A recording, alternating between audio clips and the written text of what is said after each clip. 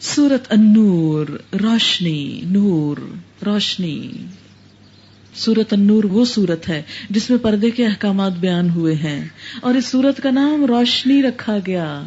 ہم سمجھتے ہیں کہ اگر ہم نے پردہ کر لیا تو اندھیروں میں چلے جائیں گے، بیکورڈنس ہو جائے گی، 1400 سال پرانی باتیں ہوں گی۔ نہیں، روشنی ہوگی، روشنی۔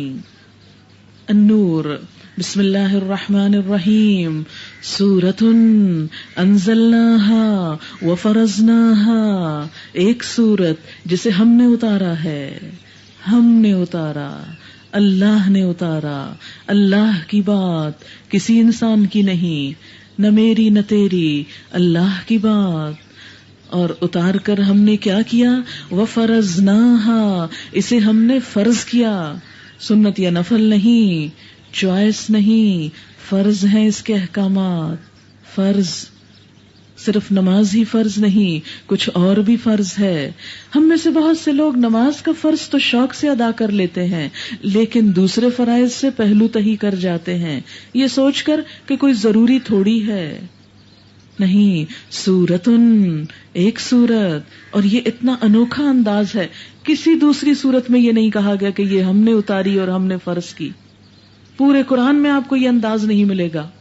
اس سے آپ اس کی اہمیت کا اندازہ لگا سکتے ہیں کہ اس میں جو کچھ کہا گیا وہ کتنا اہم ہے، کتنا امپورٹنٹ، معمولی چیز نہیں۔ اللہ تعالیٰ اپنی پوری اتھارٹی کو ظاہر کر رہے ہیں۔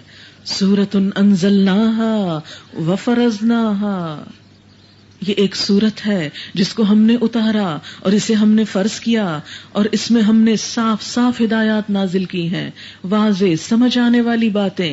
کس لیے کی ہیں؟ لعلکم تذکرون، شاید کہ تم سبق لو، سمجھ جاؤ۔ الزانیۃ والزانی فاجلدوا کل واحد منہما 100 جلدہ، زانی خواہ عورت ہو یا مرد، دونوں میں سے ہر ایک کو 100 کوڑے مارو۔ اور ان پر ترس کھانے کا جذبہ، اللہ کے دین کے معاملے میں تم کو دامنگیر نہ ہو، یعنی زناکاروں پہ ترس نہ کھاؤ، ان سے نرمی نہ برتو۔ زنا کا عام مفہوم کیا ہے؟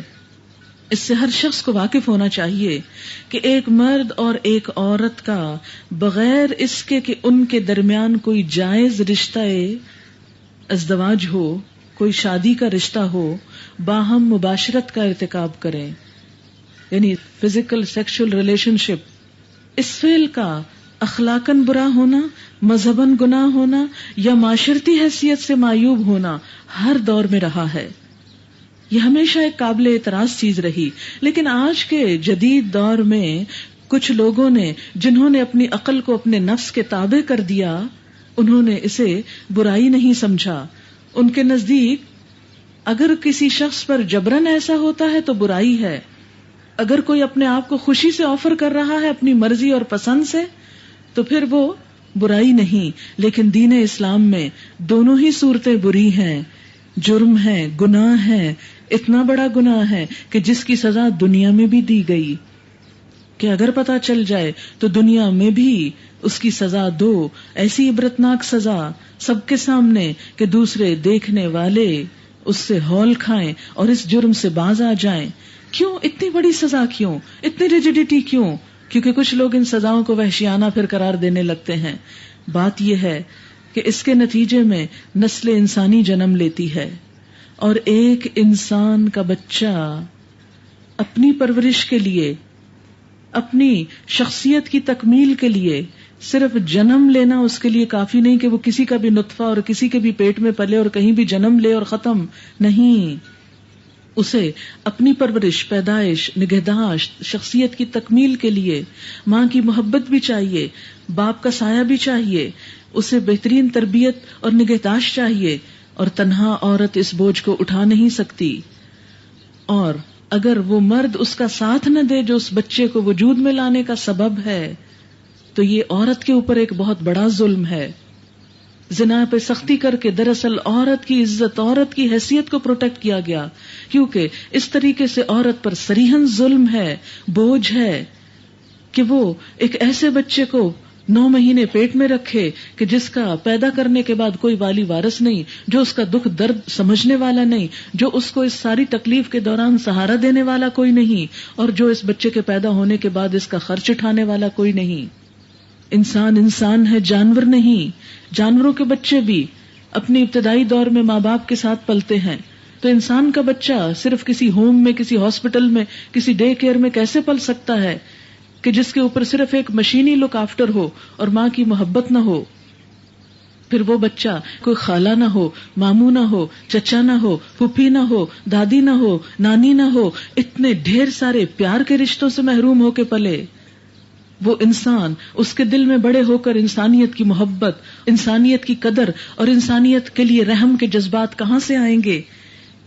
جس بچے کو بے نام و نشان، بغیر کسی محبت کے پلنا پڑا، وہ بڑے ہو کر کسی کو محبت اور کیئر کیسے دے سکتا ہے؟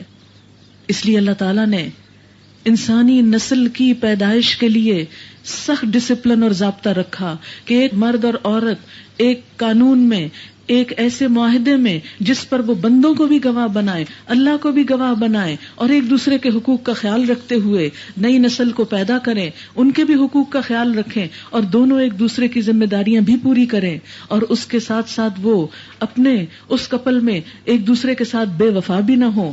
کیونکہ جب عورت کو پتہ چلتا ہے کہ اس کا شوہر کسی اور میں انٹرسٹڈ ہے تو وہ اپنی ذات میں بھی انٹرسٹ چھوڑ دیتی ہے، اپنے بچوں میں بھی انٹرسٹ چھوڑ دیتی ہے، اپنے گھر کو بھی صحیح معنی میں صحیح طور پر لک آفٹر نہیں کر سکتی۔ اسی طرح اگر کسی شوہر کو یہ شک ہو جائے کہ اس عورت کے پیٹ میں پلنے والا بچہ میرا نہیں کسی اور مرد کا ہے، تو وہ کبھی بھی شوق سے اپنی بیوی پر اور بچے پر اور گھر پر خرچ نہیں کر سکتا، وہ یکسوئی سے کما نہیں سکتا، اور اس طرح ایک خاندان جب ٹوٹتا ہے، ایک خاندان کے اندر جنگ ہوتی ہے، تو یہ اس کے اثرات صرف خاندان نہیں، 2 افراد کے درمیان نہیں، پورے معاشرے تک پھیلنا شروع ہو جاتے ہیں۔ کبھی آپ نے سوچا کہ آج کے دور میں ڈائیورس کا ریٹ مغرب میں تو بڑھا تھا، ہمارے ملک میں بھی کیوں بڑھتا چلا جا رہا ہے؟ اس کی بنیادی وجہ یہ ہے کہ خاندانی زندگی کے بندھن ڈھیلے ہونے لگے، مرد اور عورت آپس میں وفادار ہونے کی بجائے بے وفا ہوتے چلے گئے، اپنی بیوی گھٹیا چیز نظر آنے لگی، اور اس کے برعکس باہر بہت سی چیزیں بہت خوبصورت اور بہت اعلیٰ درجے کی، اپنی خون پسینے کی کمائی اپنی بیوی پہ خرچ کرنے کی بجائے اور عورتوں پہ خرچ ہو رہی ہے۔ یہ کہاں کا انصاف ہے؟ کیا یہ عورت کے اوپر ظلم نہیں؟ تو زنا سے جب بچایا گیا یا بچنے کو کہا گیا تو دراصل عورت کو پروٹیکٹ کیا گیا، اس کی حفاظت کی گئی کہ وہ ایک قیمتی چیز ہے، اسی لیے ہر اس راستے کو بند کر دیا گیا جہاں سے زنا کا ارتکاب ہو سکتا ہو۔ سب سے پہلے انسان کے نفس کی اصلاح کی گئی، آخرت کی باز پرس کا خوف دلایا گیا، نکاح کی تمام آسانیاں پیدا کی گئیں، ایک بیوی سے تسکین نہ ہو تو 4 تک کی اجازت دی گئی کہ شادی کے بغیر مت رکھو تعلق کسی سے، جس عورت سے تعلق رکھو اس کے سارے حقوق پورے کرو، اسے عزت کے ساتھ ٹھکانہ دو۔ پھر اسی طرح اگر باہم موافقت نہ ہو تو طلاق اور خلا کا راستہ رکھا، اور باہم خاندانوں کو ایک دوسرے کے ساتھ ان 2 یعنی کپل کے درمیان اگر کوئی لڑائی جھگڑا ہو تو انہیں ایک دوسرے کے درمیان صلح کرانے کے لیے، مصالحت کے لیے افراد مقرر کیے گئے، اور حتیٰ کہ لونڈی غلاموں کو بھی مجرد نہ چھوڑا جائے، ان کو بھی گھروں میں پروٹیکشن دی جائے، اور زنا کی رغبت دلانے والی تمام چیزوں کو بین کیا جائے، فحاشی اور عریانی کو ختم کیا جائے، پروسٹیٹیوشن کو ختم کیا جائے، تاکہ گھر محفوظ رہیں، مردوں کی دلچسپی اپنے گھروں، اپنی بیوی، اپنے بچوں کے ساتھ رہے، اسی طرح عورتوں کی دلچسپی اپنے بچے اور اپنے شوہر کے ساتھ رہے، اور ایک گھر پوری وفاداری کے ساتھ پروان چڑھے، جس میں خوشیاں ہی خوشیاں ہوں، جس میں آپس میں ایک دوسرے پر اعتماد ہو، آپس میں ایک دوسرے کے لیے سکون ہو، ایک دوسرے کے لیے خوشی ہو، نہ کہ ایک دوسرے کو کاٹ کھانے کو دوڑیں۔ لہذا ایسی تمام چیزیں جو انسان کو بے حیائی کی طرف لے جاتی ہوں، ان تمام چیزوں کو بین کیا گیا، اور اسی لیے عورت کو اپنی زیب و زینت کو چھپا کر رکھنے کا حکم دیا گیا، عورت کو پردے کا حکم اسی وجہ سے دیا گیا تاکہ نگاہیں محفوظ رہیں، تاکہ دل محفوظ رہیں، اور تاکہ دل بھی بے وفا نہ ہوں۔ پھر فرمایا کہ تمہیں ان کے معاملے میں، زانی اور زانیہ کے معاملے میں کوئی ترس تمہارے دل میں نہ آئے، یعنی جب ان پہ حد جاری کرو، اگر تم اللہ اور روز آخر پر ایمان رکھتے ہو، یعنی پھر تمہارے اندر ان کے لیے ترس نہیں ہوگا، بلکہ ان کو ایسی سزا دو گے کہ پھر وہ اس سے باز آئیں، اور نہ صرف یہ کہ وہ بلکہ دیکھنے والے بھی، اور ان کو سزا دیتے وقت اہل ایمان کا ایک گروہ موجود رہے، یعنی پبلکلی سزا دی جائے، جرم ایسا تھا جو چھپ کے کیا، لیکن اگر ظاہر ہو گیا تو سب کے سامنے بے عزتی اور رسوائی کی جائے، تاکہ آئندہ دوسرے لوگ ان پر نظر رکھیں، چیک کریں. الزانی لا ينکح الا زانیۃ او مشرکہ، زانی نکاح نہ کرے مگر زانیہ کے ساتھ یا مشرکہ کے ساتھ. اتنا کبیح فعل کہ جسے شرک کے برابر قرار دیا گیا، شرک کے برابر. اسی لیے فرمایا کہ کسی پاک دامن مرد کے لیے پاک دامن عورت ہی بہتر ہے، اور زانیہ کے ساتھ نکاح نہ کرے مگر زانی یا مشرک. اور یہ حرام کر دیا گیا اہل ایمان پر، یعنی اہل ایمان جن کے دل میں اللہ کی محبت ہوگی وہ اس فعل بد کا ارتکاب کرنے والوں سے اپنا تعلق اور رشتہ استوار نہ کرنا چاہیں گے. اور جو لوگ پاک دامن عورتوں پر تہمت لگائیں پھر 4 گواہ نہ لے کر آئیں. اب چونکہ ایک طرف سزا بتائی گئی تو دوسری طرف یہ خیال گزرا ایسا نہ ہو کہ ہر شخص دوسرے کو زنا کے جرم میں پکڑوائے شکایتیں کر کر کے. فرمایا نہیں، ایسے ہر کوئی شکایت نہیں کر سکتا. اور اس کا بھی مطلب یہ ہے کہ اس کو پیٹا جائے گا اس جوڑے کو کہ جب پبلکلی کوئی کرنے لگے تبھی 4 گواہ آ سکتے ہیں نا، کیونکہ پبلکلی کرنا اور زیادہ برا، کیونکہ پھر جو دیکھے گا اس کے دل میں بھی ایسا ہی برا کرنے کا خیال آئے گا. اس لیے اس کی سزا اور سخت رکھی گئی. اور اگر کسی نے بغیر سوچے سمجھے کسی معصوم لڑکی پر ایسا کوئی الزام لگایا، یہاں دیکھیں اللہ کیسے پروٹیکٹ کرتا ہے آپ کو. جو لوگ پاک دامن عورتوں پر تہمت لگائیں، عورت پر تہمت، پھر گواہ نہ لائیں، ان کو 80 کوڑے لگاؤ. 80 کوڑے صرف ایک عورت پہ بات کرنے کی سزا، کیونکہ عورت کی عزت و عصمت بڑی نازک چیز ہے، وہ مذاق کی جگہ نہیں. ولا تقبلوا لهم شهادة ابدا، اور نہ قبول کرو ان کی گواہی کبھی بھی. واولئک هم الفاسقون، اور یہ لوگ دراصل فاسق ہیں. الا الذین تابوا، مگر وہ لوگ جو توبہ کر لیں، من بعد ذالک، اس کے بعد، یعنی اس غلط بات کہنے کے بعد، واصلحوا، اور اصلاح کر لیں، یعنی آئندہ نہ کریں یہ کام. فإن اللہ غفور الرحیم، تو بے شک اللہ تعالی غفور الرحیم ہے. یہ حکم کیوں دیا گیا؟ اس لیے کہ معاشرے میں لوگوں کے اسکینڈلز کو عام نہ کیا جائے، ناجائز تعلقات کے چرچے قطعی طور پہ بند کر دیے جائیں، کیونکہ اس سے بڑی خرابیاں اور برائیاں پھیلتی ہیں. کیونکہ آپ دیکھیں کہ جب اس قسم کی باتیں معاشرے میں ہوتی ہیں تو لوگوں کی جھجک ختم ہوتی. والذین یرمون ازواجہم، اور جو لوگ اپنی بیویوں پہ الزام لگائیں اور ان کے پاس خود ان کے اپنے سوا کوئی دوسرے گواہ نہ ہوں، تو ان میں سے ایک شخص کی شہادت یہ ہے کہ 4 مرتبہ اللہ کی قسم کھا کر گواہی دے کہ وہ اپنے الزام میں سچا ہے. اب یہ ہے کہ کسی اور کے لیے تو 4 گواہ ہو سکتے ہیں، اگر نہیں تو انسان چپ کر جائے، لیکن اگر کوئی اپنی بیوی کو دیکھ رہے تو کیسے چپ ہو؟ تو پھر کیا وہ اس کے ساتھ رہے یا اس کی کوئی سزا نہ ہو؟ تو ایسے میں فرمایا کہ اگر 4 نہیں تو 4 قسمیں کھاؤ کہ وہ اپنے الزام میں سچا ہے. 5ویں بار کہے کہ اس پر اللہ کی لعنت ہو اگر وہ جھوٹا ہو. اور عورت سزا سے اس طرح ٹل سکتی ہے کہ وہ 4 مرتبہ اللہ کی قسم کھا کر شہادت دے کہ یہ شخص اپنے الزام میں جھوٹا ہے، اور 5ویں مرتبہ کہے کہ اس بندی پر اللہ کا غضب ٹوٹے اگر وہ اپنے الزام میں سچا ہو. تم لوگوں پر اللہ کا فضل اور اس کا رحم نہ ہوتا اور یہ بات نہ ہوتی کہ اللہ بڑا التفات فرمانے والا اور حکیم ہے تو بیویوں پہ الزام کا معاملہ تمہیں بڑی پیچیدگی میں ڈال دیتا. اس لیے اللہ نے آسانی کر دی اور معاملہ اس طرح نپٹا دیا. ان الذین جاءوا بالافک عصبۃ منکم، سورۃ نور کے نازل ہونے کا سبب ایک واقعہ بنا تھا. اللہ تعالیٰ نے قرآن کو عملی زندگی کے واقعات کے ساتھ ساتھ اتارا، اس سے پہلے یا بعد میں نہیں، تاکہ پریکٹیکلی لوگوں کو گائیڈ لائن ملے اور وہ اپنی عملی زندگی بدلتے چلے جائیں. وہ واقعہ کیا ہے؟ وہ واقعہ تاریخ میں افک کے نام سے مشہور ہے. واقعہ افک، افک کہتے ہیں بہت بڑے جھوٹ کو، یعنی جھوٹ میں بھی بڑا جھوٹ. وہ جھوٹ کیا تھا؟ ہوا یہ کہ نبی اکرم صلی اللہ علیہ وسلم کا طریقہ یہ تھا کہ جب آپ سفر پہ جاتے تو قرہ ڈال کر فیصلہ فرماتے کہ بیویوں میں سے کس کو آپ ساتھ لے جائیں گے. تو غزوہ بنی المصطلق کے موقع پر قرہ اندازی میں حضرت عائشہ کہتی کہ میرا نام نکلا، میں آپ کے ساتھ گئی. واپسی پر جب ہم مدینے کے قریب تھے، ایک منزل پر رات کے وقت نبی صلی اللہ علیہ وسلم نے پڑاؤ کیا. رات کا کچھ حصہ باقی تھا کہ کوچ کی تیاریاں شروع ہو گئی. میں اٹھ کر رفع حاجت کے لیے گئی. جب پلٹنے لگی تو قیام گاہ کے قریب پہنچ کے مجھے لگا کہ میرا ہار ٹوٹ کر کہیں گر پڑا ہے. میں اسے تلاش کرنے میں لگ گئی. اتنے میں قافلہ روانہ ہو گیا. قاعدہ یہ تھا کہ کوچ کے وقت میں اپنے عہدے تو پالکی میں بیٹھ جاتی، 4 آدمی اٹھا کے اونٹ پہ رکھ دیتے.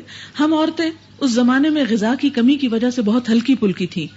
میری پالکی اٹھاتے وقت لوگوں کو محسوس ہی نہ ہوا کہ میں اس میں ہوں نہیں. وہ بے خبری میں خالی پالکی اٹھا کے اونٹ پہ رکھ کے روانہ ہو گئے. جب میں واپس پلٹی تو وہاں کوئی نہ تھا. میں اپنی چادر اوڑھ کر لیٹ گئی. دل میں سوچا کہ آگے جا کے جب یہ مجھے نہیں پائیں گے تو واپس آ کے یہیں ڈھونڈیں گے. اسی حالت میں مجھے نیند آ گئی. صبح کے وقت صفوان بن معطل سلمی اسی جگہ سے گزرے جہاں میں سو رہی تھی اور مجھے دیکھتے پہچان گئے, کیونکہ پردے کا حکم آنے سے پہلے وہ مجھے کئی دفعہ دیکھ چکے تھے. اور یہ صاحب بدری صحابی تھے اور ان کو یہ ڈیوٹی دی گئی تھی کہ قافلے کے پیچھے بعد میں کچھ چیزیں دیکھتے ہوئے آئیں. اور ان کو صبح سونے کی عادت بھی تھے, کچھ انہیں ایک طرح سے بیماری تھی, تو اس وجہ سے اب وہ دیر سے مدینہ جا رہے تھے. انہوں نے راستے میں اونٹ روک لیا اور دیکھا کہ حضرت عائشہ ہیں تو انا للہ و انا الیہ راجعون پڑھا اور کہا کہ نبی صلی اللہ علیہ وسلم کی بیوی یہاں رہ گئی. اس پر وہ کہتی ہیں کہ میں نے اپنے منہ پہ چادر اوڑھ لی اور اونٹ پہ سوار ہو گئی. وہ نکیل پکڑ کر اونٹ کو مدینہ کی طرف خاموشی سے چلتے گئے. دوپہر کے قریب ہم نے لشکر کو جا لیا جبکہ وہ ایک جگہ پر ٹھہرا ہوا تھا. لشکر والوں کو ابھی یہ پتہ نہ چلا تھا کہ میں پیچھے چھوٹ گئی ہوں. اس پر بہتان اٹھانے والوں نے بہتان اٹھا دیے اور ان میں سب سے پیش عبداللہ بن ابی تھا اور وہ کہہ رہا تھا خدا کی قسم یہ بچ کر نہیں آئی. لو دیکھو تمہارے نبی کی بیوی نے رات ایک اور شخص کے ساتھ گزاری اور اب اسے وہ علانیہ لیے بھی چلے آ رہا ہے. یعنی ایک چھوٹی سی بات کو رائی کو پہاڑ بنا دیا گیا اور ایک چیز کو بلا سوچے سمجھے بغیر کسی وجہ کے حضرت عائشہ پہ الزام لگا دیا گیا. اس کے بعد کیا ہوا کہ اس بہتان کی افواہیں, یعنی اس کے بعد معاملہ حضرت عائشہ کو نہ پہنچا. وہ کہتی ہیں کہ اس بہتان کی افواہیں مہینہ بھر شہر میں ادھر ادھر اڑتی رہیں. نبی صلی اللہ علیہ وسلم سخت اذیت میں مبتلا رہے. میں روتی رہی, میرے والدین انتہائی پریشان اور رنج و غم میں مبتلا رہے. آخر ایک روز حضور تشریف لائے اور میرے پاس بیٹھے اور اس پر وحی نازل ہوئی اور حضرت عائشہ رضی اللہ تعالی عنہا کی برات نازل ہوئی. اور وہ کہتی ہیں کہ حضرت ابو بکر اور میری والدہ جو تھے یہ دونوں میرے پاس بیٹھے ہوئے تھے اور حضور صلی اللہ علیہ وسلم نے فرمایا عائشہ مجھے تمہارے متعلق یہ خبریں پہنچی ہیں, اگر تم بے گناہ ہو تو اللہ تعالیٰ تمہاری برات ظاہر کر دے گا, اور اگر واقعی تم کسی گناہ میں مبتلا ہوئی ہو تو اللہ تعالیٰ سے توبہ کرو اور معافی مانگو. بندہ جب اپنے گناہ کا اعتراف کر لیتا ہے تو اللہ تعالیٰ اس کو معاف کر دیتا ہے. یہ بات سن کے حضرت عائشہ کہتی کہ میرے آنسو خشک ہو گئے. میں نے اپنے والد سے کہا کہ آپ ہی کسی بات کا جواب دیں. انہوں نے فرمایا بیٹی میری سمجھ میں تو کچھ نہیں آتا کہ میں کیا کہوں. میں نے والدہ سے کہا آپ کچھ کہیں. انہوں نے بھی یہی کہا کہ میں حیران ہوں کہ میں کیا کہوں. اس پر میں بولی کہ آپ لوگوں کے کان میں ایک بات پڑ گئی اور آپ نے اس کا یقین کر لیا ہے. اس موقع پر مجھے حضرت یعقوب کا نام تو یاد نہ آیا لیکن یہی کہا کہ فصبر جمیل کہ صبر ہی اچھا ہے. بہرحال یہ اس وقت کہا گیا جب بنیامین پہ چوری کا الزام لگا تھا تو حضرت یعقوب نے اپنے صبر کا اظہار کرتے ہوئے یہ بات کہی تھی. کہتی کہ میں منہ موڑ کے دوسری طرف لیٹ گئی اور دل میں سوچا کہ اگر میں سچی ہوئی تو اللہ تعالیٰ ضرور میری برات نازل کر دے گا, لیکن میں یہ تو سوچ بھی نہیں سکتی تھی کہ اللہ تعالیٰ میری برات میں وہی نازل کرے گا. اور پھر وہ کہتی ہیں کہ اس دوران میں نبی صلی اللہ علیہ وسلم کی کیفیت بدلی اور آپ پر وحی کی کیفیت طاری ہوئی اور یہ آیات اتری جو قیامت تک قرآن میں شامل ہو گئی اور قیامت تک پڑھی جائیں گی. تو میں یہ نہیں سوچتی تھی, میں اپنے ہستی کو اس سے بہت کم تر سمجھتی تھی کہ میرے بارے میں میری صفائی میں یہ آیات نازل ہوں. بہرحال یہ سارا قصہ یہ بتاتا ہے کہ ایک چھوٹی سی بات ایک عورت کے لیے کتنی تکلیف دے اور بعض اوقات اس کی زندگی کو اجیرن کر دینے والی ہوتی ہے. اور اگر ایک نبی کی بیوی پر الزام لگ سکتا ہے تو کوئی دوسری عورت اس سے بڑھ کر کتنی بھی نیک ہو تو نیک ہو نہیں سکتی اور اس مقام اور مرتبے کو پہنچ نہیں سکتی. اس لیے اگر اللہ تعالیٰ نے ہمیں اپنی زیب و زینت کی حفاظت اور اپنی شرم و عزت کی حفاظت کے لیے کہا تو اس میں اللہ تعالیٰ کا یا اللہ کے رسول کا کوئی فائدہ نہیں یا کسی اور کا, یہ ہر عورت کا اپنا فائدہ ہے. اور اس میں حضرت عائشہ کے اس واقعے کو سامنے رکھ کر ہمیں سمجھایا گیا کہ اس سے نصیحت پکڑو, اگر وہاں یہ کچھ ہو گیا تو تمہارے ساتھ کہیں ایسا نہ ہو. آپ دیکھیں کہ ایک عورت کی زندگی میں اگر خدا نخواستہ ایسا کوئی الزام لگ جائے تو وہ ہمیشہ کے لیے اپنے شوہر کی نظروں میں گر جاتی ہے. جس مرد کے ساتھ ایسے ملوث ہو, اگر حقیقت میں کوئی ایسی چیز ہو تو وہ اسے ساری زندگی بلیک میل کرتا رہتا ہے. اور اسی طرح عورت کی زندگی کے لیے ایک ناقابل تلافی نقصان ہو جاتا ہے. لہذا پردے کی احکام پڑھنے سے پہلے اس واقعے کو اللہ تعالیٰ نے رکھا تاکہ ہم صحیح معنوں میں اس پر غور کر سکیں اور اسے قبول کر سکیں. فرمایا جو لوگ یہ بہتان گھڑ لائے ہیں وہ تمہارے ہی اندر کا ایک ٹولہ ہے. اس واقعے کو اپنے حق میں برا نہ سمجھو، کیونکہ مسلمانوں کے پاس جو قوت تھی غیر مسلموں کے مقابلے میں وہ اخلاقی قوت تھی. اب جب اس قوت کو ٹھیس پہنچی تو بہت تکلیف ہوئی سب کو. فرمایا نہیں، ہر تکلیف میں کوئی نہ کوئی خیر کا پہلو بھی ہوتا ہے. ان مع العسر یسرا، بلکہ یہ بھی تمہارے لیے خیر ہی ہے. یعنی جو ہو گیا کوئی نہیں، جو کچھ بھی ہوا اس میں تمہارے لیے بھلائی ہو گئی. جس نے اس میں جتنا حصہ لیا اس نے اتنا ہی گناہ سمیٹا. یعنی جس نے حضرت عائشہ پہ جیسا الزام لگایا اتنا ہی گناہگار ہوا، اور جس شخص نے اس کی ذمہ داری کا بڑا حصہ اپنے سر لیا، یعنی عبداللہ بن ابی، اس کے لیے تو عذاب عظیم ہے. جس وقت تم لوگوں نے اسے سنا تھا اسی وقت کیوں نہ مومن مردوں اور مومن عورتوں نے اپنے آپ سے نیک گمان کیا. اپنے آپ سے کیوں نہیں کہا کہ حضرت عائشہ سے نیک گمان کیا؟ کہ اگر تم عائشہ کی جگہ پر ہوتے تو تم کیا کرتے؟ اپنے بارے میں تمہارا کیا خیال تھا کہ صرف کسی مرد کو دیکھتے ہی تم میں سے کوئی عورت اس کے ساتھ ملوث ہو جاتی؟ تو یہ بھلا کیسے ہو سکتا ہے کہ نبی کی بیوی کے بارے میں تم نے وہ سوچ لیا جو تم اپنے بارے میں نہیں سوچ سکتے؟ کیوں نہ کہہ دیا کہ یہ صریح بہتان ہے. وہ لوگ اپنے الزام کے ثبوت میں 4 گواہ کیوں نہ لائے؟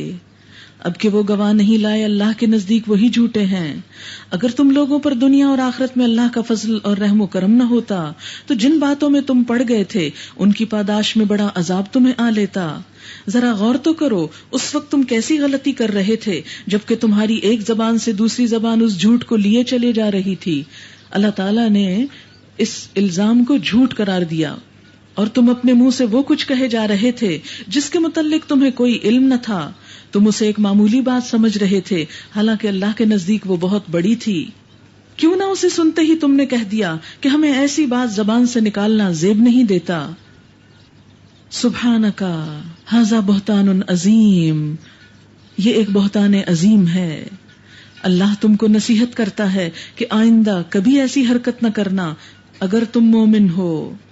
اللہ تمہیں صاف صاف ہدایات دیتا ہے اور وہ علیم اور حکیم ہے.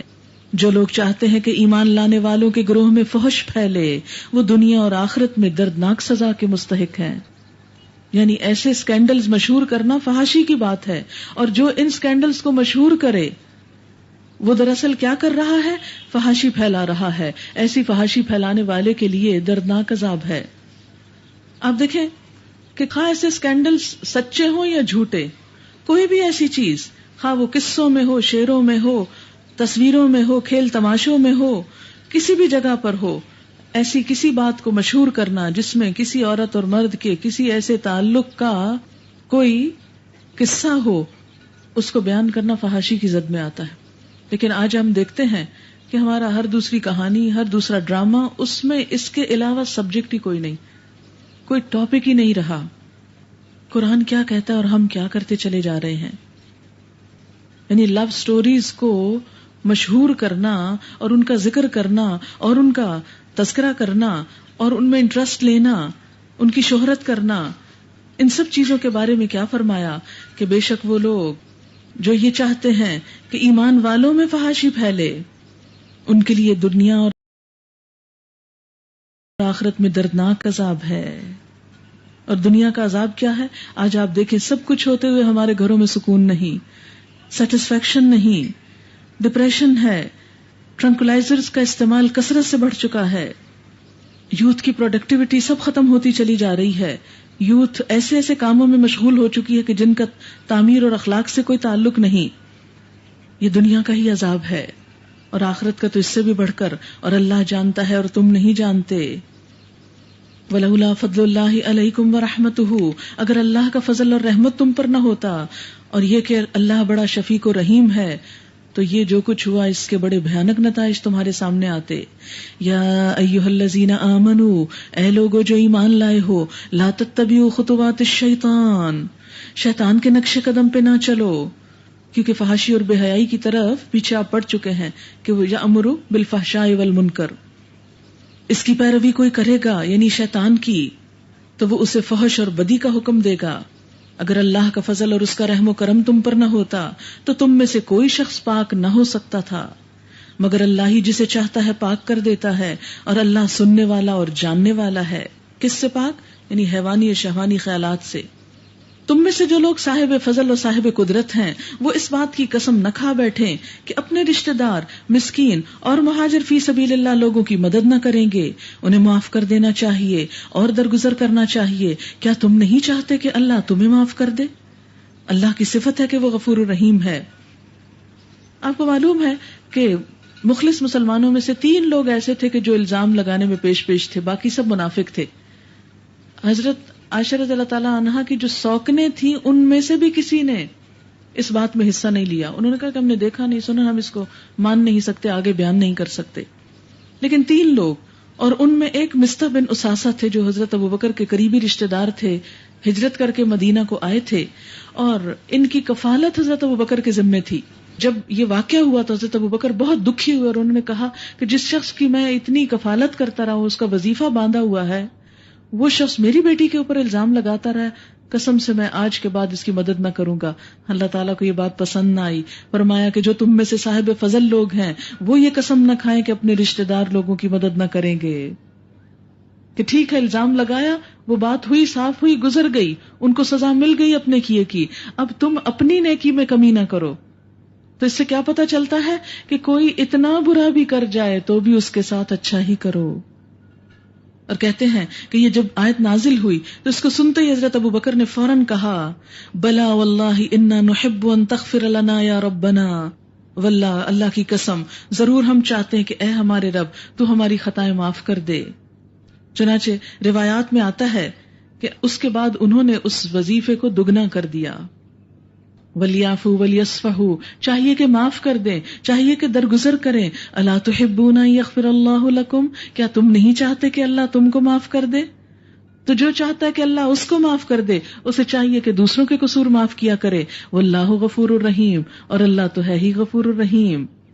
جو لوگ پاک دامن بے خبر مومن عورتوں پر تہمتیں لگاتے ہیں، ان پر دنیا اور آخرت میں لعنت کی گئی، ان کے لیے بہت بڑا عذاب ہے۔ وہ اس دن کو بھول نہ جائیں جبکہ ان کی اپنی زبانیں اور ان کے ہاتھ پاؤں ان کے کرتوتوں کی گواہی دیں گے۔ اس دن وہ اللہ وہ بدلہ انہیں بھرپور دے گا جس کے وہ مستحق ہیں، اور انہیں معلوم ہو جائے گا کہ اللہ ہی سچ کو سچ کر دکھانے والا برحق ہے۔ ان اللہ هو الحق المبین۔ خبیث عورتیں خبیث مردوں کے لیے ہیں، خبیث مرد خبیث عورتوں کے لیے ہیں۔ یعنی جب نکاح کرنے لگو تو اگر تمہاری بیٹی پاک دامن ہے تو صرف کسی کا مال دیکھ کر کسی خبیث مرد کے حوالے اپنی پاکیزہ بیٹی کو مت کرو، اور اسی طرح اگر تمہارا لڑکا پاکیزہ ہے تو رشتے کی تلاش میں صرف کسی خوبصورت لڑکی کو مت دیکھو، اس کی پاکیزہ کرداری کو ضرور دیکھو۔ ان کا دامن پاک ہے ان باتوں سے جو بنانے والے بناتے ہیں، ان کے لیے مغفرت ہے اور رزق کریم ہے۔ یا ایھا الذین آمنوا، اے لوگو جو ایمان لائے ہو، لا تدخلوا بیوتا غیر بیوتکم، اپنے گھروں کے سوا دوسرے گھروں میں داخل نہ ہوا کرو، یعنی بغیر اجازت اچانک مت جایا کرو۔ کیوں؟ اس لیے کہ دوسرے گھر میں جا کے پھر خرابیاں ہوتی ہیں۔ جب تک کہ گھر والوں کی رضا نہ لے لو اور گھر والوں پہ سلام نہ بھیج دو، یہ طریقہ تمہارے لیے بہتر ہے، کیونکہ اچانک کسی کے گھر میں داخل ہونے سے ایک مرد کسی عورت کو ایسے حلیے میں دیکھ سکتا ہے کہ جو اسے بہت اٹریکٹ کرے اور اس کے بعد کئی خرابیوں کا راستہ کھل جائے۔ توقع ہے کہ تم اس کا خیال رکھو گے۔ پھر اگر وہاں کسی کو نہ پاؤ تو داخل نہ ہو جب تک کہ تم کو اجازت نہ دے دی جائے، یعنی کسی کے گھر میں جاتے ہوئے اجازت لینا نہایت ضروری ہے، اور اگر کوئی اچانک آ جائے تو اس کو واپس بھیجنے میں اسلام اس کی اجازت دیتا ہے۔ یہاں تک فرمایا کہ اگر کوئی اجازت مانگے تو 3 دفعہ مانگے، چوتھی دفعہ اجازت نہ ملے تو بغیر اس کے واپس آ جائے۔ وَإِن قِيلَ لَكُمُ ارْجِعُوا فَارْجِعُوا، اور اگر تم سے کہا جائے کہ پلٹ جاؤ، واپس ہو جاؤ، تو واپس چلے جاؤ۔ ہے کوئی ہم میں سے جو یہ کہہ سکے کسی کو کہ میں اس وقت مصروف ہوں، واپس چلے جاؤ؟ ذرا کہہ کے تو دیکھیں۔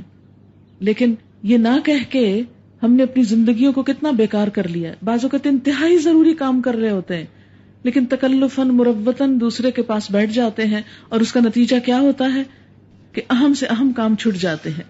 تو یہ سب کو کہا گیا کہ اگر تم سے کوئی کہے تو اس کو مائنڈ بھی نہ کرو پھر، کیونکہ سب کے لیے حکم ہے یہ تمہارے لیے زیادہ پاکیزہ طریقہ ہے، اور جو کچھ تم کرتے ہو اللہ اسے خوب جانتا ہے۔ البتہ تمہارے لیے اس میں کوئی مذائقہ نہیں کہ ایسے گھروں میں داخل ہو جاؤ جو کسی کے رہنے کی جگہ نہ ہو، یعنی پرائیویٹ ہاؤسز نہ ہوں، اور جن میں تمہارے فائدے یا کام کی کوئی چیز ہو، جیسے ہاسپٹل، سکولز وغیرہ۔ تم جو کچھ کرتے ہو ظاہر اور جو کچھ چھپاتے ہو سب کی اللہ کو خبر ہے۔ قل للمؤمنین، اے نبی صلی اللہ علیہ وسلم مومن مردوں سے کہہ دیجئے کیا، یغضوا من ابصارہم، اپنی نگاہیں بچا کے رکھیں، یعنی اگر کوئی عورت نظر آئے تو اسے گھور گھور کے نہ دیکھیں، نگاہ پھیر لیں، چیز نہ کریں، پیچھا نہ کریں کسی کا، کسی کے حسن پر نظریں گاڑ نہ دیں، دیکھتے ہی نہ چلے جائیں، سر سے پاؤں اور پاؤں سے سر تک جائزہ نہ لیں۔ یغضوا من ابصارہم، نظریں جھکا لیں۔ اس کا یہ مطلب نہیں کہ آنکھیں بند کر کے سر نیچے ڈال کے چلے، یہ نہیں کہا گیا۔ یغضوا من ابصارہم، بعض نگاہیں بچا کے رکھیں، بعض نگاہیں یعنی کہ شہوت کی نگاہ نہ ڈالیں، اور اپنی شرمگاہوں کی حفاظت کریں، یعنی زنا سے پرہیز کریں۔ ان کے لیے زیادہ پاکیزہ طریقہ یہی ہے، جو کچھ وہ کرتے ہیں اللہ اس سے باخبر رہتا ہے۔ اور صرف مردوں کو حکم نہیں، عورتوں کو بھی ہے۔ وَقُلْ لِلْمُؤْمِنَاتِ يَغْضُضْنَ مِنْ أَبْصَارِهِنَّ، مومن عورتوں سے کہہ دیجئے اپنی نگاہیں جھکا کے رکھیں، اور اس میں بھی من ابصارہن ہے، بعض نگاہیں یعنی جو خراب نظریں ہیں، یعنی کوئی جیسے لڑکی کسی لڑکے کو اگر اس میں اٹریکشن ہو تو اسے دیکھتی چلی جائے، کیونکہ فرمایا پہلی نظر تو معاف ہے۔ حضرت علی رضی اللہ تعالیٰ عنہ سے روایت ہے کہ آپ نے فرمایا کہ پہلی نظر تو معاف ہے لیکن دوسری کا حساب ہوگا۔ اگر کہیں اٹریکشن محسوس ہو فوراً نگاہ پھیر لی جائے تاکہ بات آگے نہ بڑھے۔ اور اے نبی صلی اللہ علیہ وسلم مومن عورتوں سے کہہ دو کہ اپنی نظریں بچا کر رکھیں، یعنی ڈرائیور ہو، چوکیدار ہو، کسی دکان پر کھڑے ہوں، کسی بازار میں کھڑے ہوں، معاملہ کریں گے دکاندار کو بھی آپ دیکھیں گے، دیکھنا مطلقاً منع نہیں ہے، لیکن جہاں اٹریکشن ہو تو فوراً منہ موڑ لیں، اپنے آپ کو بچائیں، اس جگہ سے ہٹا لیں، اور ہنس ہنس کے مذاق میں دکانوں پہ باتیں نہ کریں، کیونکہ بعض اوقات عورتیں اپنا آپ بیچ کے چیز سستی لے رہی ہوتی۔ اتنا گھٹیا لگتا ہے اس وقت مجھے کہ جب کوئی عورت بہت مسکرا کے، بہت لجا کے، نازو انداز میں، بہت ہنس ہنس کے کسی دکاندار سے معاملہ کر رہی ہوتی، میں سوچتی ہوں کہ اپنا حسن بیچ کی چیز سستی لینی ہے، کتنے دن چلے گی یہ چیز؟ کیا عورت اتنی سستی اور بیکار چیز ہے کہ اپنا آپ پیش کر کے چیزیں لے؟ وَيَحْفَظْنَ فُرُوجَهُنَّ، اپنی شرمگاہوں کی حفاظت کریں، وَلَا يُبْدِينَ زِينَتَهُنَّ، اور اپنی زینت کو ظاہر نہ کریں، اپنی خوبصورتی ظاہر نہ کریں، خواہ وہ جسم کے اندر ہو، خواہ وہ لباس کے اندر ہو، خواہ وہ میک اپ کی شکل میں ہو، اپنی زینت، اپنا حسن نمایاں نہ کریں بجز اس کے جو خود ظاہر ہو جائے۔ یعنی مثلاً اگر آپ نے چادر پہنی ہے تو چادر تو نظر آئے گی، آپ کا اگر قد لمبا اونچا ہے یا جسم سمارٹ ہے تو وہ تو چلتے ہوئے پتہ چلے گا، وہ تو آپ نہیں چھپا سکتے، الا یہ کہ آپ گھر کے اندر بیٹھ جائیں۔ تو یہ تو نہیں کہا کہ بالکل ہی گھر میں بیٹھ جائے، ضرورت کے لیے نکلنے کی اجازت ہے، لیکن اصل بات کیا ہے کہ کیا کیا جائے کہ جو زینت اٹریکشن کی چیز ہے اس کو بچایا جائے۔ وَلْيَضْرِبْنَ بِخُمُرِهِنَّ عَلَى جُيُوبِهِنَّ، اور اپنے خمار، اپنے دوپٹے اپنے سینوں پہ ڈال کے رکھیں۔ اچھا، اس سے ایک بڑی دلچسپ بات پتہ چلتی ہے، بہت سے خواتین کو میں نے یہ کہتے سنا ہے کہ دیکھیے بھائی قرآن میں سینے پہ دوپٹہ ڈالنے کا کہا ہے، سر ڈھانکنے کا نہیں کہا۔ تو یہاں میں عرب لغت میں لفظ خمار کی وضاحت کروں گی۔ لفظ خمار خمر سے ہے، خمر وہ جو ڈھانپ لے۔ خمار عربوں کے اندر اس کپڑے کو کہا جاتا ہے جس سے سر ڈھانپا جاتا تھا، جیسے قمیص سے جسم ڈھانپا جاتا ہے، شلوار سے ٹانگیں اور دوسرا جسم ڈھانپا جاتا ہے، ایسے ہی خمار سے سر ڈھانپا جاتا تھا۔ سر کی اوڑھنی کے ڈریس کو خمار کہا جاتا تھا۔ تو عرب عورتیں کیسے پہنتی تھیں؟ آج بھی اگر آپ نے دیکھا، جیسے کشمیری عورتیں اگر آپ کو کبھی نظر آئیں تو وہ کیا کرتی ہیں کہ خمار اوڑھ کے، یعنی اسکارف اوڑھ کے، تو اس کو آگے ڈالنے کی بجائے پیچھے کو ڈال دیتی ہیں، اور اس سے گلا اور سینہ سب نمایاں ہوتا ہے۔ تو یہاں اس چیز کی دراصل تاکید کی جا رہی ہے کہ خمار کو پیچھے ڈالنے کی بجائے خمار کو آگے ڈالیں۔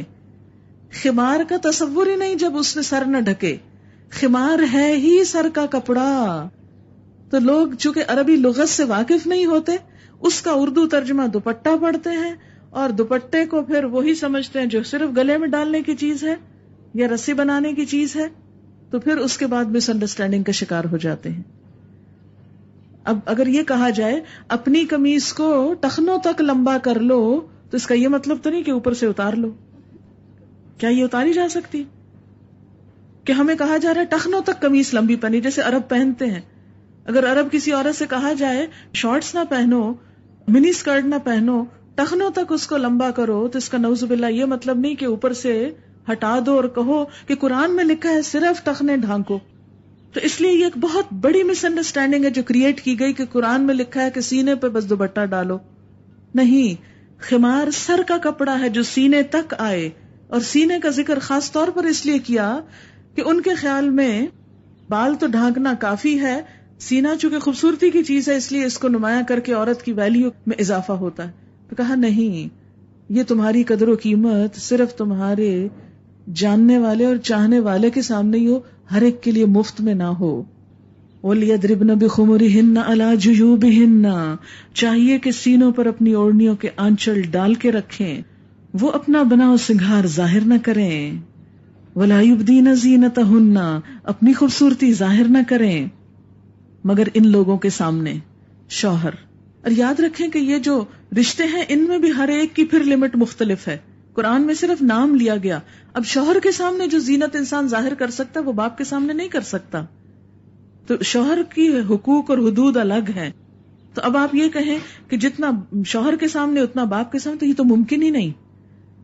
تو اس لیے یہاں ان جنرل یہ بتا دیا گیا کہ کن کن کے سامنے عورت میک اپ کے ساتھ مثلاً جا سکتی ہے، یا کن کے سامنے خوبصورت ڈریس میں جا سکتی ہے، اور وہ کون ہے؟ سب سے نمبر 1 شوہر، نمبر 2 باپ، شوہروں کے باپ یعنی سسر یا خسر، اپنے بیٹے جن کو خود جنم دیا ہو، شوہروں کے بیٹے یعنی ستیلے بیٹے کسی اور بیوی سے لیکن شوہر کی اولاد، بھائی، سگے بھائی، بھائیوں کے بیٹے، اس میں ستیلے بھائی بھی پھر شامل ہو جاتے ہیں، بھائیوں کے بیٹے یعنی بھتیجے، بہنوں کے بیٹے یعنی بھانجے، اپنے میل جول کی عورتیں یعنی جن پر اعتماد ہو اور جو آپ کا حسن کہیں باہر بازار میں جا کے بیان نہ کرتی ہوں، یعنی جن سے آپ کو خطرہ نہ، آپ اپنی میل جول کی مسلمان عورتیں جو ہیں، او ما ملکت ایمانہن، یا اپنے مملوک یعنی غلام، او التابعین، غلاموں سے مراد وہ جو پیسوں سے خریدے ہو، یہ نہیں جو آج ایک گھر میں کام کریں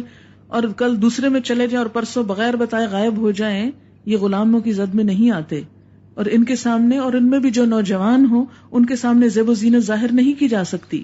او التابعین غیر اولی الاربا، یا وہ زیر دست مرد جو کسی اور قسم کی غرض نہ رکھتے ہوں۔ اب آپ دیکھیں کہ لونڈی کا تو اپنے آقا سے پردہ نہیں ہوتا، لیکن اگر ایک عورت ہے اور اس نے ایک مرد غلام خریدا ہے تو اس کا کیا ہوگا؟ تو اس کے بارے میں ہمیں روایت میں ملتا ہے کہ نبی صلی اللہ علیہ وسلم ایک مرتبہ اپنے غلام کے ساتھ حضرت فاطمہ کے پاس گئے، تو وہ اپنے دوپٹے اور اپنے ہر چیز کو ٹھیک کر رہی تھی، تو آپ نے فرمایا کہ اس وقت تمہارے پاس تمہارے غلام اور باپ کے سوا کوئی نہیں، اس لیے اس میں حرج نہیں۔ تو مراد یہ ہے کہ جو زر خرید ہو، جو کہیں بھاگ نہ سکتا ہو، جو کوئی نقصان نہ دے سکتا ہو، عام مردوں کی طرف اشارہ نہیں ہے کہ جو گھروں میں کام کرتے ہیں، گھروں میں کام کرنے والے اگر ایسے ہوں جن کی یہ صفت بتائی گئی، او التابعین غیر اولی الاربا، وہ زیر دست مرد جو کسی قسم کی غرض نہ رکھتے ہوں، یعنی جو گھر میں بس کام کرتے ہوں لیکن انہیں عورتوں سے دلچسپی نہ ہو، یا ان کے لیے دل میں عورت کی اٹریکشن نہ ہو۔ بعض ایسے کیسز سنے گئے ہیں کہ جس میں گھر کے نوکروں نے گھر کی مالکاؤں سے یا بیٹیوں سے ناروا سلوک کیا، اور جب پوچھا گیا عدالت میں لا کے تو کہا کہ کیا ہم انسانی کیوں بن سنور کے ہمارے سامنے آتی کہ ہمارے جذبات بھڑکاتی ہیں۔ اور وہ بچے جو عورتوں کی پوشیدہ باتوں سے ابھی واقف نہ ہوئے ہوں، یعنی چھوٹے بچے جنہوں نے ابھی تک بلو پرنٹس نہ دیکھے ہوں، یہ بہت سخت بات میں کہہ رہی ہوں، لیکن بات یہی ہے کہ جنہوں نے عورتوں کی پوشیدہ چیزیں نہ دیکھی ہوں، معصوم بچے، ان کے سامنے تو آپ آ سکتے ہیں، لیکن جو سب کچھ جانتے ہوں ان کے سامنے اپنا زیب و زینت مت ظاہر کریں۔ وہ اپنے پاؤں زمین پہ مارتی ہوئی نہ چلا کریں، یعنی اگر ہیل بھی پہنی ہے تو اتنی ٹک ٹک نہ لگائیں کہ ساری مارکیٹ الرٹ ہو جائے۔ وہ اپنے پاؤں مارتی ہوئی زمین پہ نہ چلے. یعنی عورت کی چال میں بھی وقار ہونا چاہیے, پتا چلے کہ عورت ہے, معزز خاتون ہے. یعنی اچھلی چال اور ہوچھی جس کو کہتے ہیں پنجابی میں, یا یہ نہیں پتا دوپٹہ کہاں جا رہا ہے اور قمیض کہاں جا رہی ہے اور گلا کتنا کھلا اور بال کدھر جا رہے ہیں اور پوری اکڑ کے ساتھ چلا جا رہا ہے. نہیں, ایسے نہیں چلنا, پاؤں مار کے نہیں چلنا, احترام کے ساتھ چلنا ہے کہ جو اپنی زینت انہوں نے چھپا رکھی ہو اس کا لوگوں کو علم ہو جائے. اس طرح نہیں چلنا کہ زینت ظاہر ہو, کیٹ واک نہ ہو. ہمارے ہاں جب ماڈلنگ ہوتی ہے تو آپ دیکھیں کہ اس میں صرف یہ ہوتا ہے کہ جسم نمایاں کیا جائے, اور کیا غرض ہوتی ہے. یعنی ایسا لباس پہنا جائے جس سے زیادہ زیادہ ننگے ہو سکے, ایسے انداز میں چلا جائے کہ جو لباس پہن کے کچھ چھپ کے وہ بھی ظاہر ہو. اور آپ کو پتا ہے کہ مجھ سے زیادہ آپ جانتے ہیں ان باتوں کو, اس لیے مجھے مزید ڈیٹیل کی ضرورت نہیں ہے. اور ان سب باتوں کے آخر میں کیا فرمایا, وَتُوبُوا إِلَى اللَّهِ جَمِيعًا أَيُّهَا الْمُؤْمِنُونَ, اے مومنو سب مل کر اللہ سے توبہ کرو, حجاب کر کے توبہ کرو.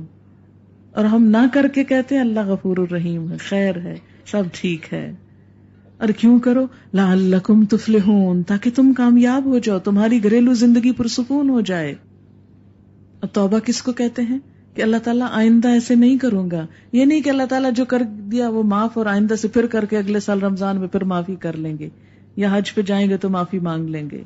یہاں وہ حدیث سناتی چلو, نبی صلی اللہ علیہ وسلم کی بخاری اور مسلم کی روایت ہے. آپ نے فرمایا میری امت کے 2 گروہ ایسے ہوں گے جن کو میں نے نہیں دیکھا لیکن وہ دونوں دوزخ میں جائیں گے. ایک مردوں کے بارے میں ہے, ظالم حکمران جن کے ہاتھ میں کوڑے ہوں گے اور ہر ایک پہ برسائیں گے. اور دوسرے نساء کاسیات عاریات, وہ عورتیں جو لباس پہنے ہوئے بھی ننگی ہوں گی.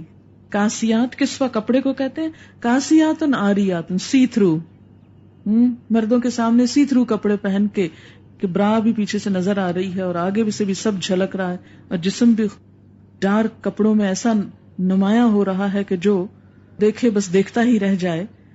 فرمایا کاسیات عاریات, پہن کے بھی ننگی, یا اتنے ٹائٹ کہ سارا جسم نمایاں. رؤوسہن کاسمنۃ البخت, ان کے سر بختی اونٹنی کی طرح اٹھے ہوئے, یعنی ان کے ہیئر سٹائل ایسے کہ بہت اونچے اٹھے ہوئے. 1400 سال پہلے شاید ایسا رواج نہ ہو لیکن اللہ کو پتا تھا کہ ہوگا. اچھا, اس کا یہ مطلب نہیں کہ عورتوں کے اندر زیب و زینت نہ کرے, وہاں تو کی جائے گی. یہ مردوں کے سامنے, غیر محرموں کے سامنے کرنے کے اس حالت میں جانے کو منع کیا گیا. فرمایا لا يدخلن الجنہ, جنت میں داخل نہ ہوگی. ولا یجدن ریحھا, اس کی خوشبو بھی نہ پائیں گی, حالانکہ اس کی خوشبو تو دور دراز سے آ رہی ہوگی, دور دور کے فاصلے سے آ رہی ہوگی. حضرت عائشہ کہتی ہیں کہ خدا کی قسم میں نے خدا کی کتاب کی تصدیق اور اس کے احکام پر ایمان کے معاملے میں انصار کی عورتوں سے بڑھ کر کسی کو نہیں پایا. جب سورہ نور کی آیت وَلْيَضْرِبْنَ بِخُمُرِهِنَّ عَلَى جُيُوبِهِنَّ اتری تو ان کے مرد اپنے گھروں کی طرف لوٹے. انہوں نے اپنی عورتوں اور لڑکیوں اور بہنوں کو وہ حکم سنایا جو خدا نے ان کے لیے اتارا تھا. بس انصار کی عورتوں میں سے ہر عورت فوراً اٹھ کھڑی ہوئی. کسی نے اپنے کمر کی پٹی کھولی, کسی نے اپنی چادر لے کر اس کا دوپٹہ بنایا اور اس کو اوڑھ لیا. اگلے دن صبح کی نماز انہوں نے نبی صلی اللہ علیہ وسلم کے پیچھے پڑھی تو دوپٹوں کی وجہ سے ایسے معلوم ہوتا تھا گویا ان کے سروں پہ کوے بیٹھے ہوں. یعنی سیاہ دوپٹے سب نے لیے ہوئے تھے اور پیچھے سے یوں لگ رہا تھا جیسے کووں کی کوئی فوج نظر آ رہی ہو. ایک عورت ایسی نہ بچی کہ جس نے اس حکم پر عمل نہ کیا ہو. یہی حکم ہم عورتوں کے لیے بھی ہے. وہ بھی ایمان والیاں تھی, ہم بھی اپنے آپ کو ایمان والیاں کہتی ہیں, مومن کہتی ہیں, مومنات کہتی ہیں, اور ہمارا عمل